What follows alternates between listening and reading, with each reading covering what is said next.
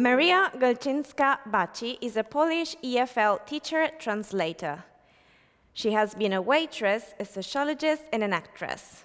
Now she lives in Italy, writes dramas and occasional poems or social criticism essays, and country line dances in her free time with a group called Mad Boots. Sour Grapes and Sweet Lemons is their third drama play, already published in Polish. In 2021, she publishes it in English in collaboration with Europe Books. Today, Maria is here in connection with us to introduce us to his latest English version. Hi, Maria, it's so good to see you. Lovely to see you too. Hi, everyone. Let's talk about Sour Grapes and Sweet Lemons. What is it about? Okay. Oh, my goodness. Okay, it's about a lot. So basically, it's a one-act play about a marriage, about a particular marriage of two elderly people, personalities, who basically sit around and talk about their past, talk about their current situation. I wanted this play to be a drawing room play, so it's all about the dialogue, it's all about the spoken word. Yes, it's an elderly couple. The idea came from observing my grandparents, really, who were fantastic. Their rhetoric was amazing, and I thought, oh my goodness, this is a ready play. And yes, obviously they've been through a lot, from the historical point of view, from the sociological point of view. They went through Stalinist times, they went through the Second World War, and all this, and their reaction to the past and to their present is basically what the play is about. Okay. And tell us something about the cover too, which is very interesting. Right. Okay, so the cover of the book is basically a black and white wedding photo of my grandparents. And at first I had doubts whether, it would reach a wider range of readers. But then I thought, yeah, I think it's a brilliant idea in the end, because as you can see from the picture, it's been retouched.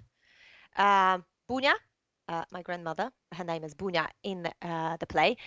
She retouched this photo with a felt tip pen. So we can say that she was the precursor of, Photoshops or Lightrooms these days. And I think this cover, this black and white photo with that retouched felt tip pen lips, it's basically, it adds a lot to its interpretation and analysis, I think, because Bunia turned out to be a precursor of Photoshop and Lightroom. And today, if you think about, when we take a picture, we can change everything, and we are gone as we want it to be. We basically, what's left to show is the face that is left that we want to show the others. So here I was thinking about Irving Goffman and the presentation of self in everyday life, which is like the best. I recommend this book, absolutely. So basically everyone has social masks, right? Faces that we show, different faces at work, different faces at home, different faces when we visit a foreign country, right? And Bunia and Kicho, the main characters in the book, obviously they have different faces. Kicho as a war hero, Kicho as an alcoholic, as a parent, as a stoic, Bunia as a mother, as a wife, as a devotee, as a Pole. So I think this cover adds value and allows for broader analysis of the text. Yeah. Okay, Maria, so we have the plot. We have discussed the cover. What about the title of this book? Okay, the title is easy peasy.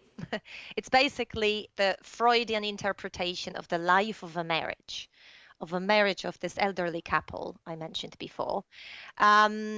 it comes from Sigmund Freud and his theory on rationalization and justification of reality, self-deception, right? So basically, Bunia and Kicho, they had to redefine themselves. They had to somehow create themselves from the beginning over and over again because of the identity paradox that they were living. And we've got two interpretations from a male perspective and from a female perspective. Kicho took offense at life, basically. He came back from the Second World War. He was in the rank of signaler in the army, in the Polish Second Corps. And he was actually here in 1944 in Italy, because I live in Italy. So there's also a connection here. And his need to tame fear as a soldier and the bitterness that came after. We all know what happened after the war. He basically turned towards indifference and kind of stoicism. He basically gave up participating in social life. He had his own things, and that was his, because this identity paradox weighed on him. The same with Bunia, but she had more compiled nut to crack because she had loads of paradoxes in there. She was a strong woman, a mother, a brave wife, a daddy's daughter, a coquette, and a clerk, like loads of faces there. Also, she had a sort of a toxic relationship with herself and her surroundings. As an emotional blackmailer, a long-suffering and whip-fledging temptress. All these put together, all these led to a burnout in private life and fragments on, I think, undeveloped identity. So, yeah, definitely rationalization of failures, justification of reality. What for Bunia and Kicho was important, I think, for psychological rebirth, was the belief that despite all the horrors that they went through, that I mentioned before, one has to live a normal life, whatever that might mean in their own interpretation. Okay, So yeah, sour grapes and sweet lemons. that's a very structured and studied book. Yeah. One last curiosity regarding your origins, of course. What do you remember about the times in the Polish People's Republic? Will we find such a story in the book? Absolutely. Absolutely. This book is basically a compilation of my childhood memories, which, I tried to, basically, I wrote this book when I turned 40 and it was the first lockdown. And I thought I need something to, redefine myself as well. I came across a book by a Danish author, Make Viking. Right, he wrote, he's the creator of the term hygge. I don't know if you've heard about it. It was very popular a couple of years ago. And he wrote this book, The Art of Making Memories, where he recommends activating good memories and focusing on the positives. So, the present will be joyful, and obviously the lockdown, the global pandemic, roaring 40. I thought I really need something to focus on and make the positive vision of the past. I thought positive vision of the past would be great.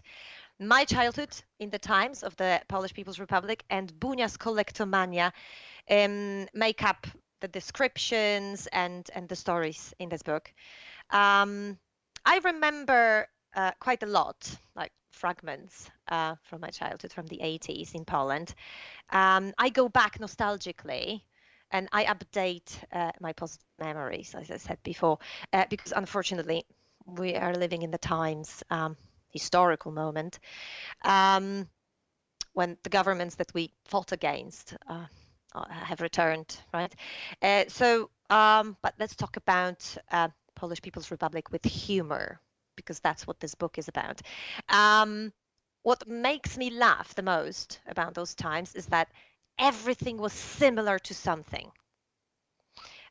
Products, people, things. I remember porcelet. Porcelet was porcelain-like. So it wasn't porcelain, it was similar to porcelain. Chocolate-like. We had chocolate-like products. It wasn't just chocolate, it was similar to chocolate. There was something that I really loved when I was little. They were called mordoklejki. Similar again to Cadbury Curly Whirly.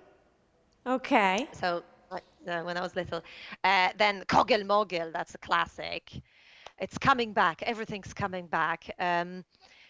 For me, it's like a symbolic coincidence. All these things, because also mortadella, our mortadella Yeah. in the 80s in Poland was consisted of meat fat element, right? So it was similar to mortadella, it was similar to meat, but it wasn't meat, right? And now I live in the country of mortadella. Okay, I live Maria, in Italy, thank so you. Thank you for your answers and to satisfy our curiosity as readers. Sour Grapes right. and Sweet Lemons is now available online and in bookstores, a publication by Europe Books.